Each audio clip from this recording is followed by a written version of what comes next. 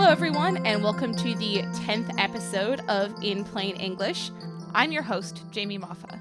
On this episode, we're going to be discussing the paper Interpersonal Gut Microbiome Variation Drives Susceptibility and Resistance to Cholera Infection by Salma Alavi et al.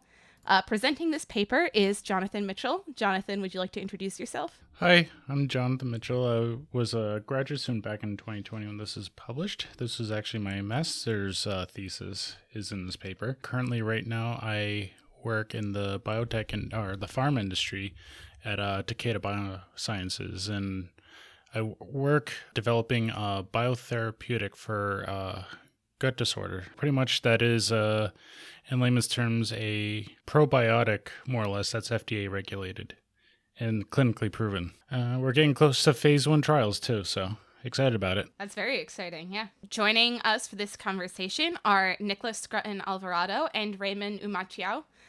Nick, Ray, would you like to introduce yourselves? Oh yeah, my name's Raymond. I'm a rising second year at the Virginia Tech Carolian School of Medicine, and I'm excited to be discussing this paper with all of you. Yeah, hi everyone. I'm Nick. I'm a rising fourth year PhD candidate at Northwestern University in the Department of Neurobiology, where I study cerebellar development. Well, without further ado, John, take it away. I guess I will start by saying what is cholera infection. So I don't know if people are aware of this or not, but Vibrio cholera has been around for a long time. That's a bacteria that causes cholera infections. You may have heard of John Snow and the Broad Street Pump. That is probably one of the most well-known stories back in the 1700s, 1800s? That's when there was an outbreak in London, and this person was able to pinpoint where the infection was coming from, and it was really the start of epidemiology, but that's a completely different story. So what this disease is it really affects areas that don't have water treatment well established. So it's developing countries that actually have monsoon seasons, and it affects millions annually. And so, like I said before, it causes a severe diarrheal infection. The way it does this is it has like these two genes that really, or these two virulence factors. These are things that the bacteria will express once it's in the body to really help it. One is called the toxin co-regulated pilus, and the cholera toxin. Now, the pilus is what the bacteria uses to hold onto the lining of your intestine, and the toxin is actually this toxin that causes the diarrhea. This will actually come in play later on in the paper. Saying that, this is kind of where the gut microbiome comes in. And for those that don't know, the gut microbiome is really the consortium of all different microbes in your gut. It's very dynamic, and we still don't know if more than a fraction of what really is going on in there. The theory behind this paper is healthy, quotations for healthy, because there's no definition of what a healthy gut microbiome is. There's only really what a unhealthy or dysbiotic microbiome is. Now, what is the difference between the two? A healthy is generally considered healthy when it has a lot of different microbes. You're talking about hundreds of thousands of different species, while a dysbiotic is a lot less. So there's a lot less species and a lot lower amount of bacteria overall. So the theory behind this paper, just based off of previous studies, is it the microbiome that's helping prevent cholera infections or helping mitigate cholera infections? So a healthy microbiome is hypothesized to prevent or mitigate cholera infection. The first half of the paper is from Salma Alavi. She did a lot of the experiments and the bioinformatic work. The paper took a two-pronged approach to studying the effects of a microbiome. It involved the construction of a microbial community. So this was an artificial microbiome that we created in lab. And the second involved studies with, you can call them FMTs, which are fecal microbiome transplants. So this was actually human feces that was taken from a person and transplanted into a mouse. How do you create a synthetic microbiome? Is there like a requirement for what a microbiome is, or can you just throw bacteria together and call it a microbiome? Yes and yes. It really depends on what you're doing. So I'm actually going to take a look at the first figure. Anyone that's listening that has like the paper. I don't know if you're going to be adding a link to it, but it's the first figure A. You can download the paper on our website at inplainenglishpod.org. If you want to come along with everyone and take a look at the first figure. So we have our model microbiome. Now, so this was actually developed based on previous studies, previous research, and also looking at the composition of the quote-unquote healthy human microbiomes that were collected in the U.S. We have a resistant, which is, supposedly that will prevent cholera infection, and dysbiotic or susceptible. You know how I told you that healthy has more diversity or more species? Well, so our resistant microbiome has a lot more. And there are species that are picked to represent, it can't fully represent, but it's supposed to represent what is found in a healthy microbiome. So these are species that are found in genre that are commonly found in healthy microbiomes. And the same can be said for dysbiotic. Yeah, in essence, these are representative of what has been seen before, along with what we saw in the human fecal microbiomes that were collected. You can't fully create a human microbiome because, like I said, you're taking hundreds and thousands, and who can really grow all that up at once and then create that? So you have to kind of settle with this representation of what there is. In these previous studies also, there's a lot of studies of cholera are actually conducted in Bangladesh, which sees a lot of cholera infections, or it's still endemic in that area, I believe, to this day. One way to look at microbiomes is like how it differs from person to person, right?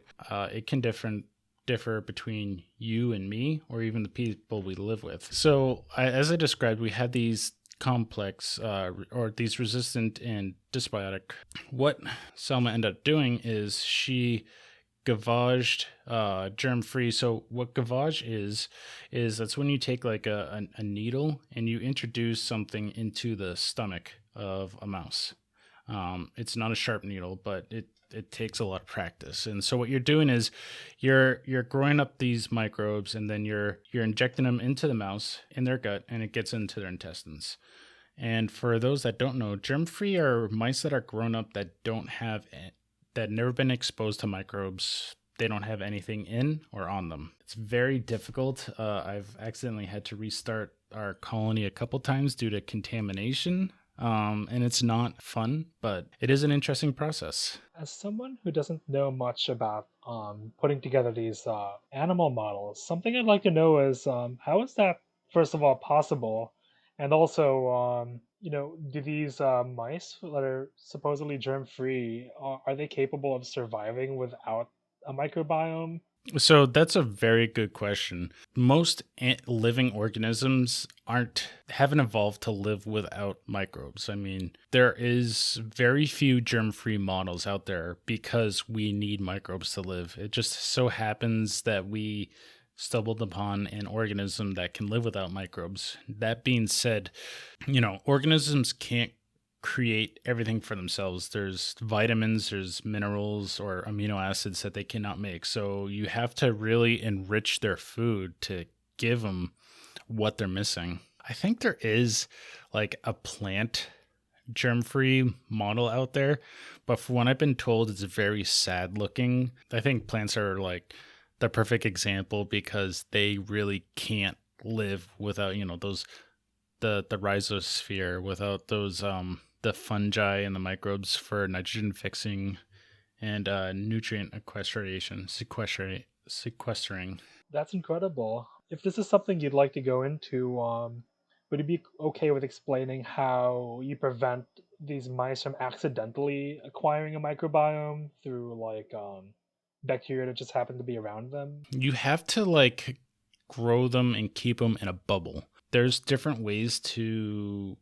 It's called sterilization. It's removing any microbe from the environment, from the inside. What we ended up using was a compound called Clydox, and it's if you were to give like bleach steroids, that's all I can really describe of what it acts like. It kills everything, so you set that up, you put the mice in there, and then you pretty much have to... What you do is you have to what's called autoclaving. You have to put any like food under high pressure and heat to kill anything that might be in there. Got it. Thanks for introducing this germ-free model for me, because the idea of it just so out there. The reason why it works for microbiome is you need to account for as many variables as possible, right? And guts naturally have a lot of microbes, so you need to make sure they're not in there. We're transplanting human microbes into an animal, and there are studies out there that show that if you don't clear, like if you don't remove the microbes of that animal, what you're putting in it won't what they call like graft. They won't stay in the gut. The mouse hasn't evolved to have those microbes, so its natural microbiome is going to kick whatever you put in out there. Where do you start? Because I was thinking about like a germ-free mouse has to be born to like a germ-free mouse mom, but then how do you basically chicken or the egg? Like where does this whole process start? So I believe how it started. So what we got is, luckily I didn't have to do this, but we got germ-free mice. They were actually shipped to us. How they did it was, I believe, through C-sections originally. It is believed that like the placenta, the amniotic fluid is germ-free. So if you don't contaminate that, you can possibly have a germ-free mouse. And I'm assuming they then gave it to a mother that was to foster, that was given a bunch of antibiotics to clear out their system. And then if you look, it's pretty crazy. The first germ-free like system they had is you had to put like a space outfit on, like walk through surfactant into another chamber and just take care of the animal there. I think it was like the 60s or something like that. It was insane looking. Going back, so we had, these resistant susceptible community members, right? And then what we did is we gavaged them into mice, and then we subjected them to cholera.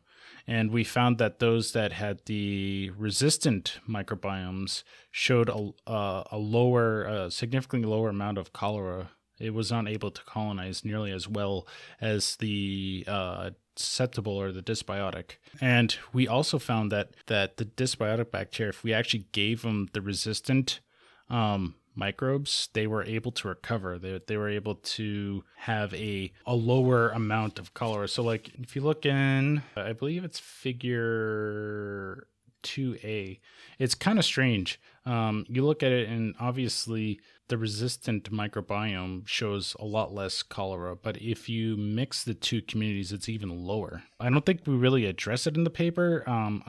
We never figured out why. It might be because it's even more complex. You have even more species. Really, the end of the story is we're seeing that this resistant microbiome is able to protect against cholera. Selma even developed a simple resistant, and which it is, I believe that's 3 different species from the complex resistant, or from the resistant microbiome, I'm sorry. It actually showed the same trend as before. So we're seeing that even less, there seems to be a specific bacteria that are able to prevent this cholera infection. So when you say you subjected these mice to cholera, did you seed an infection, or did you give them like a large volume of cholera strain directly into their gut? Because I'm seeing here like days post infection is already starting quite high. Yeah, so we give a higher dose of cholera to start off with. So it isn't a small amount. So Selma extended this to suckling mice. So the reason is, why suckling mice? Well, if you don't know, suckling mice they're mice that have not weaned off the mother. And why do we do that?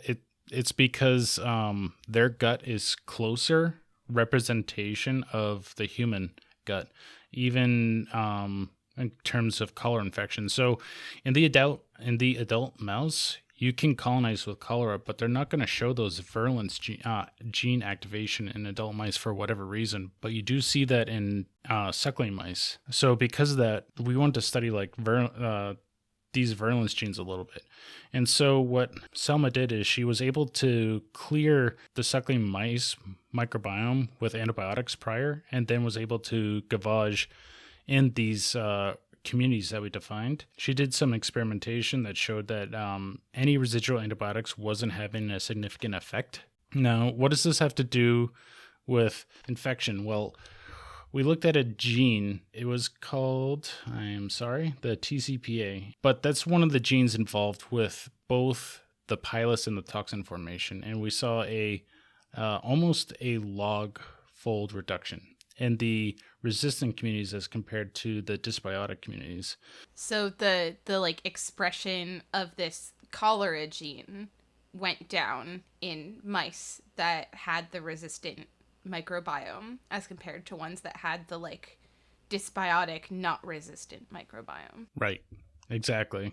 And if anyone looks at the graph that shows that, you'll see a thing that says fold rec A expression. This is because they use something called qPCR, because we're looking at RNA, or how this gene is expressed. What is this rec A expression? Well, it's a gene that is expressed all the time in microbes, and that's kind of set as a standard so that you can use that to compare to your gene expression to make sure what you're measuring is standardized the entire time. And then there was a little wonder if there's this thing called type 6 secretion, if that was having an effect on cholera colonization.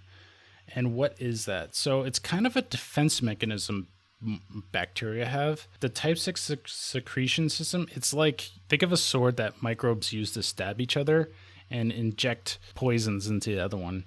It's kind of used as protection or like a competition for microbes, like, get out of my area, I want to live here. So was this a reason why we were seeing higher cholera in the dysbiotic communities? However, when we looked at the gene expression for this, when we had a mutant that couldn't do this, there wasn't any difference in colonization. So we knew that there's something else out there, another gene mechanism that's allowing for the cholera to colonize or to become susceptible. And this is where Selma went into gathering the human microbiomes, and I do not envy her for this. This took a lot of processing of human samples, a lot of human subjects.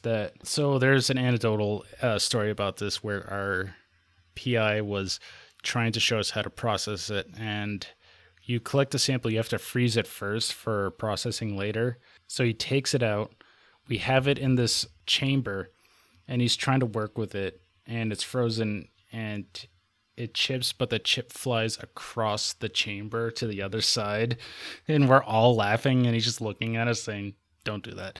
Even though these were healthy microbiomes, we still saw over a log difference in colonization depending on the human donor. So even though these people are quote unquote healthy, we're still seeing this variation. So we don't know why. So why is this? Well, Selma develops this pipeline where she randomly is taking different microbes and mashing them together into, I believe, like 5 strains. And she's taking healthy bacteria, dysbiotic bacteria, putting them together, putting them in mice, and seeing when the colonization. And in the end of the day, we see this species called Blauschia obium, and it is significantly associated with reduced cholera colonization. Is this difference that we're seeing in the human healthy subjects, is this due to specific species? Also, the dysbiotic members all show a significantly higher level of cholera. So now we're seeing, hey, we have specific species that are actually affecting cholera significantly as opposed to others.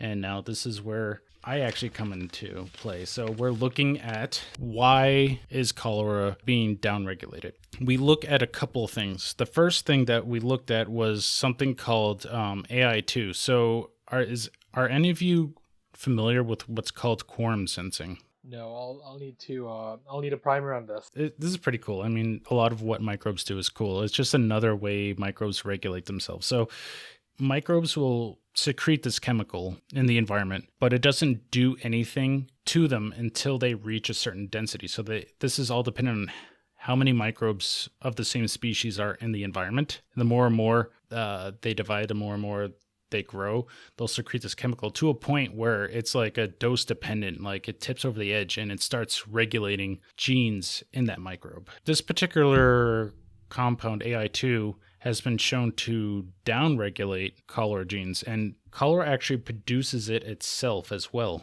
This actually kind of comes into a certain stage of the infection. Now, the cholera, they grow in your gut, specifically the small intestines, and they get denser and denser, and then they reach a point where they actually start reducing the amount of toxin or the amount of pilus formation that they make based off of this. If you think about it, it's a great way to spread. So they kind of just fall out into the feces because of that. And because of that, they're able to spread into the environment and then spread into a new host. So it's kind of it's a pretty, like, you wouldn't think about it, but it's like, wow, you're actually causing yourself not to cause disease in order to get into someone else to cause disease. So is this a reason that cholera is downregulating? More specifically, it's been shown that other species of bacteria can produce this, especially Blauschiobum. Is this the reason why we're seeing it? Well, short answer, no. Why? Some of our samples we have heat treated. We had purified homogeneous intestines, which requires boiling the samples. And we're still seeing this effect of activation. However, when you boil AI2, that chemical AI2, it's destroyed, it's heat liable. So we're still seeing this effect. Well, what is this effect? Well, it turns out to be a bile salt or a bile acid. And so this ends up being like a signal to induce cholera to infect, or use for its virulence genes to activate. Now, bile acids and bile salts, if you don't know, you've all heard of bile, right? It comes from your liver, it goes into your small intestines, and what bile does is it breaks down fats into smaller globules for you to digest. Not only that, depending on its structure, it can be actually antimicrobial too. There's a specific one that has been shown, taurocholate, in previous studies that actually upregulates the virulence activation substantially. So what I did is I subjected cholera to different types of bile acids. And you can see that activation in figure 6b. Let's go over what these different acids are quickly. So if you see taurine or glycine, bile acids are conjugated to amino acids. That just means that they're connected, right? Right. That's done in the liver. It seems like taurocholate and glycocolate, those are primary bile acids. So there's primary and secondary, and that refers to like if they've been like broken down by microbes. You start with primary, and then you can unconjugate with microbes. So that snaps off that amino acid. You still have your bile acid, and then it can be broken down further and further and further. Cholera does not like unconjugated or secondary bile acids. It likes that primary bile acid. Guess what microbe likes to break down that bile acid? It's that Blauschiobum. Why does it do that? Well, it turns out that it has this enzyme called bile salt hydrolase, and that's the enzyme that breaks it down. And so I talked about taurocholate, which is a bile acid, and this was actually the only bile acid that induces virulence activation in cholera. What we ended up doing, or what I ended up doing, is I ended up taking stock solutions of bile acids and subjecting it to cholera, and you can see in the paper that taurocholate is pretty potent in activating its virulence. In this paper, I use a reporter strain. Now, if anyone doesn't know what a reporter strain is, it's showing not directly but indirectly virulence activation. So it's a way to measure virulence activation, or it's a way to measure something through some sort of assay. So we used a reporter strain of cholera that had antibiotic resistance to a particular antibiotic, and it had part of one of the virulence genes on it. So in theory, the bile acid will cause the antibiotic resistance to build up in this strain and prevent death when I subject it to the antibiotic resistance, or to the antibiotic, I'm sorry. So the more the bile acid that is there, the more the activation of this resistance. We can see that taurocholate can activate virulence activation. We can see that through this reporter strain. I subjected all our strains to the bile acid, the bile salt, and then I took that supernatant, or the liquid, from the culture I was growing with that bile acid, and then I subjected cholera to it. I have a question about taurocholate. Is it an endogenous bile salt that's like just naturally produced in humans or mice, or is it something that's induced by cholera infection? Because it seems counterintuitive that like a human component is something that makes it more susceptible to infections. You'd think that would have been evolutioned out over time. So it is naturally produced in humans. Something that important for fat digestion would just be too difficult to evolution out. So despite the cholera existing, I have a feeling that it just had to stick and continue existing. I think it's harder for humans because we reproduce so much slower than bacteria to select out for that, especially since cholera is not endemic worldwide too. We don't have that pressure constantly. But cholera has been around for a while, right? I know nothing about the history of cholera infections, but They think the oldest known writing of it is actually in a temple in India. So they believe it actually started in the Ganges River, originated from the Ganges River, because there's a temple in India that kind of depicts similar symptoms to cholera. I think that's like over 3000 BC. I'm wondering if you have a take on this. Knowing that Bacilliobium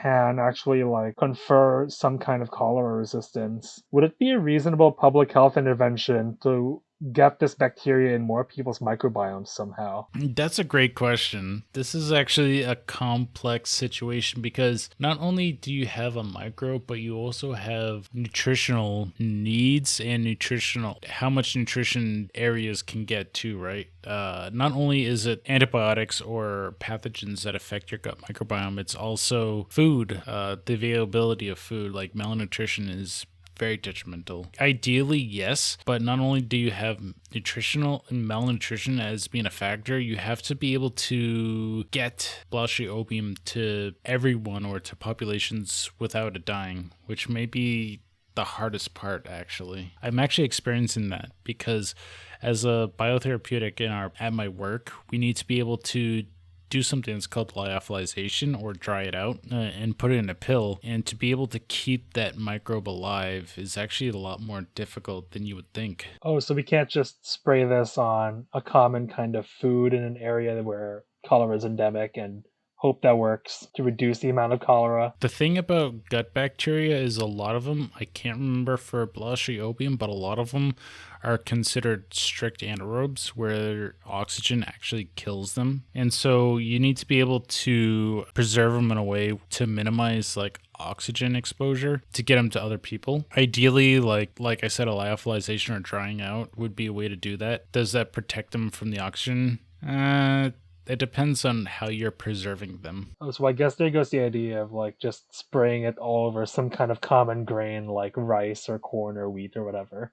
It would be great, maybe if we found a Bacteroides species. Those are generally oxygen tolerant. To do the same thing, that'd be great. Or I'm actually going to get into in a second about genetically engineering. Make an aerobic species have this ability to break down bile acid. But then at the same time, you're introducing bacteria into a foreign environment, and are you disrupting the local environment? Yeah, that raises some big bioethics questions. Not to mention, who knows what we might be doing if we hypothetically got this bacteria in everyone, right? It might be making everybody in the population slightly less good at digesting fat, which sounds like it would have a whole host of other problems. Maybe I'll answer that in a little bit because I kind of get into bile salt hydrolase and all that in a little bit. So we know that taurocholate, both published in this paper, we see that taurocholate or taurocolic acid induces these virulence genes to become active. So what I did is I took PBS, that is phosphate buffered solution. So that's just a solution that is resistant to acid to change in pH. I added this bile salt taurocholate to PBS, and then I added a standardized amount of bacteria to it from each strain. And if you look at figure 6b, you can see the effect. What I did is I took after 24 hours, I spun down those samples, took what's called the supernatant, which is just like the liquid. So when you spin down microbes, you can get a pellet, and all the liquid above that pellet is called supernatant. And I subjected our reporter strain to that. And you can see that the strains that are in black, those are all the ones in our resistant community. And you can see varying effects of virulence activation. There's a couple of strains, particularly Bacilliobium is pretty low, and also B. vulgaris is also low. And interestingly, you see the dysbiotic, they show higher virulence activation. So we're seeing strains, particularly Blauschioobium, that does not have, or that is inhibiting this, and we know it's not AI2. And so we're also able to replicate this in intestinal homogenate, which is figure 6a.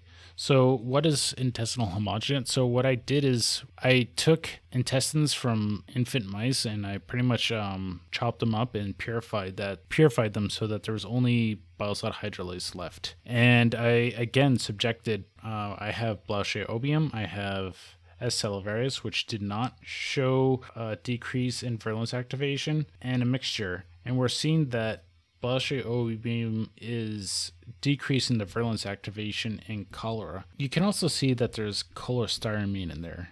And cholestyramine is actually a compound. It's a resin, actually, that what it does is it will take bile acid and take it out of solution. So I treated some samples with cholestyramine. So we know for certain that when you use cholestyramine, the virulence activation goes down. But when you look at Blauschioobium, it's pretty similar. So we know that whatever Blauschioobium is doing, it's doing it to taurocholate. I alluded before that it has bile salt hydrolase. So at the time that we did this, we looked on a couple of databases, and Blauschioobium actually has what they call a putative, I'll put that in quotations, putative bile salt hydrolase. What is that? That means that it has what looks like it has the gene for bile salt hydrolase, but it hasn't been proven. So one of the graduate students was able to put this on a plasmid and transform E. coli to have this quote-unquote gene. And what do we see? Well, we see that this E. coli that has this gene is able to decrease virulence activation substantially. Not only is it able to do that in PBS, but it's also to do that in homogenate. So because of that, we can say yes, Blauschioobium has bile salt hydrolase, and it is breaking that bond between taurine and cholate so that cholera cannot use it as a virulence activating factor. In essence, we're seeing that this is possibly why Blauschioobium is so good at preventing cholera infections. All right, so this works outside the animal, but does it work inside the animal? What we did is we colonized suckling mice again with either E. coli or E. coli that has that gene.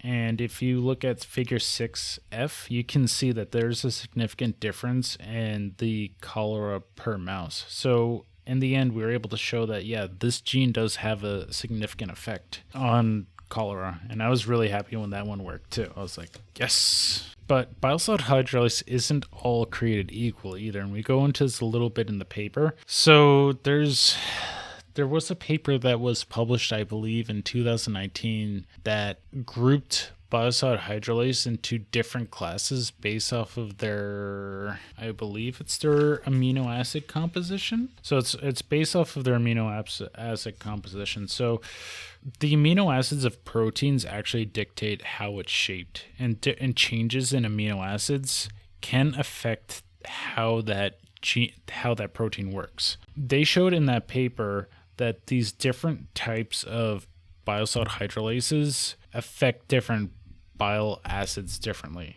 And it turns out that in that paper, type 1 bile salt hydrolase had a great effect on taurocholate. And when we actually compared Blauschioobium's bile salt hydrolase, we saw this as type 1 bile salt hydrolase. That might also account for how the different bacteria in the complex resistant, or how the resistant microbiome, how they had different effects on gene expression. It's possible that, well, a lot of them have bile salt hydrolase, but it turns out they have different quote-unquote types of bile salt hydrolase. So in the end, they may be able to break down that bond between the amino acid and the bile acid, but the type may have different efficacies or efficiency to be able to break down that bond. One of the graduate students, I believe it was Selma, looked for bile salt hydrolase in previous studies. In figure 7a, she was able to look at previous studies along with our cohort and was able to see that type 1 bile salt hydrolase was actually, those that had cholera diarrhea had very low amounts. and our healthy control had higher amounts. So it's kind of suggesting that maybe those that are susceptible to infections of cholera have low amounts of this type 1 bile solid hydrolase in their gut microbiome. And not only is this true in diarrhea or dysbiotic microbiomes, it's also true in healthy microbiomes. The reason I say that is the figure next to it, or figure B, is I took a subset of those human microbiomes, or the human fecal samples that Selma had collected, and I subjected taurocholate to it. And you can see different names on here where it says taurocholate, cholate, and cholate. What that is it's taurocholate that has the taurine removed from it. So that's biosolid hydrolase activity, and then deoxycholate. That's a different system. So you can see some of these healthy microbiomes, they're really good at breaking that bond between taurine and cholate, and some are not. So in the end, what we really saw is we see this gene, biosolid hydrolase, particularly type 1 BSH, which really has a significant effect on taurocholate, which is it's big in inducing virulence activation in cholera. Not only do we see differences in healthy but dysbiotic people, and I remember Raymond said something about why not giving people Blauschia opium. Well, that might be a potential future aspect. And I know I said it's really difficult, but if we could try to figure out that as a therapeutic, that might be a future pre-treatment or even treatment for cholera infections to try to prevent people from getting this disease. So I feel like our paper did pretty good in showing that this enzyme was pretty good at prevent, or at least downregulating cholera to help prevent infections. The only other thing that we could have done, but this requires a lot of funding, is to get human subjects. And there has been human subjects willingly to get cholera infections, but that requires a hospital stay and a lot of funding. And that's something with someone that has a lot more money. Yeah, that sounds like it would be an incredibly difficult challenge study to put together. Would that be ethically difficult study to put together too as a result of that? Because you're giving people something that can be pretty dangerous? I think it depends on the pathogen. So I will say for Vibrio cholera in the US, probably not. So I say that because the biggest treatment for cholera infections is hydration therapy. And you're talking about, like saline, some of the severely dehydrated saline IV, or you can take those drinks that have like a lot of electrolytes. In the hospital setting, I would say it's pretty not, the chances of death are very low. You can get, if you're well hydrated, 3 or 4 days, you'll start seeing the cholera infection subsiding, and you should be not pooping yourself constantly in a couple days after that. Ethically, you need to make sure people are well informed before doing that. But if it's in the hospital setting, I would say it's pretty safe. I will say another pathogen that is actually not related to cholera, but related to bile acids is C. diff. So it's Clostridium difficile. It's this infection that is popping up more and more in the hospital and retirement home setting. It's a type of bacteria that seems to be opportunistic, and the only way to really get rid of it is through heavy antibiotic use. But even then, you'll see recurrent infections occurring, and that's where fecal microbiome transplants actually come in. That FMT that's probably the best way to treat reoccurring infections of that. It's just to take, they have pills now, but what they used to do is take a tube and shove it down into your intestines and introduce the fecal matter there. That also uses bile acids to go from a spore to vegetative cell state. But something like that, because it's reoccurring and it has a higher mortality rate, I would say that, ethically speaking, you couldn't do a human trial on. Well, I'm glad we live in a world where, at least in developed country medicine, cholera infection is pretty tractable, not extremely deadly or extremely dangerous. And that also goes to developing country, not only for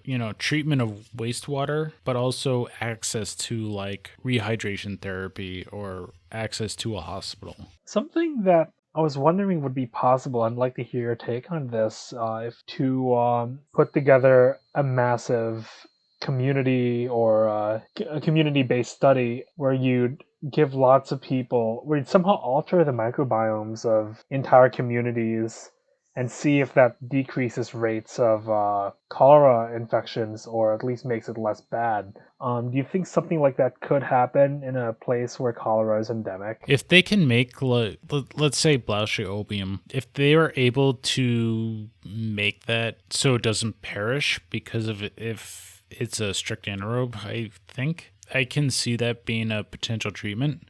Like if you can make a pill of that, like a probiotic pill of it, then I can see that as a potential like treatment. Another thing too would be, I think I mentioned before, is like malnutrition. So another would be to try different nutrition sources for people that come in from malnutrition. They usually give high fat diets for people to gain weight, and that's a lot of peanut butter, but that's not necessarily the best course of action. And a way you could try is like different foods to try to like really decrease malnutrition and try to increase the health of the microbiome in that area. One more thing that I didn't say before is particularly Bangladesh, there's a lot of antibiotic use, surprisingly. Along with antibiotic use is if you're taking antibiotics, that's going to disrupt your microbiome. That's going to kill off bacteria in your gut. That's also going to affect cholera infections, unfortunately, as well. There's been a lot of studies also showing that taking antibiotics affects your gut microbiome, and depending on what you do, it can take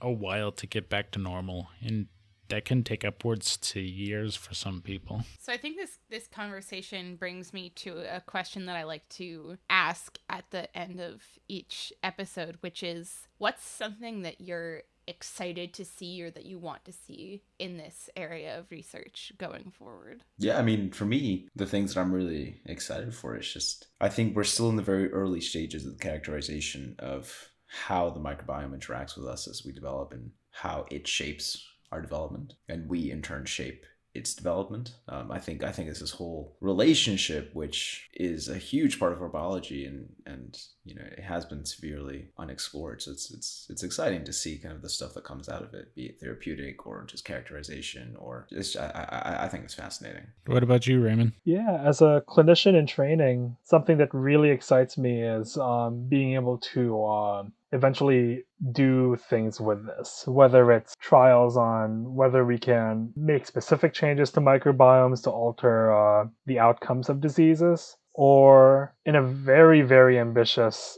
idea, like altering the microbiomes of entire communities of people to see what we can get out of that, whether it's making cholera less bad or reducing how often people get C. diff infections in hospitals, if we're talking about hospital-based populations or nursing home populations. That's something that really excites me. I'm looking forward to a day where we routinely use this kind of new knowledge of the microbiome to improve clinical outcomes or community health level outcomes. I'd have to say I'm pretty similar. So the pharmaceutical and the biotech industry, they're really looking for proof of concept right now. And right now we know that C. diff can be treated with fecal microbiome transplants, but that comes with some issues. I mean, you have to get human samples constantly. You can't guarantee like what species are in there every single time or how many microbes are in there. So C. diff is probably the best example of there's a couple of companies out there that I think they're getting close.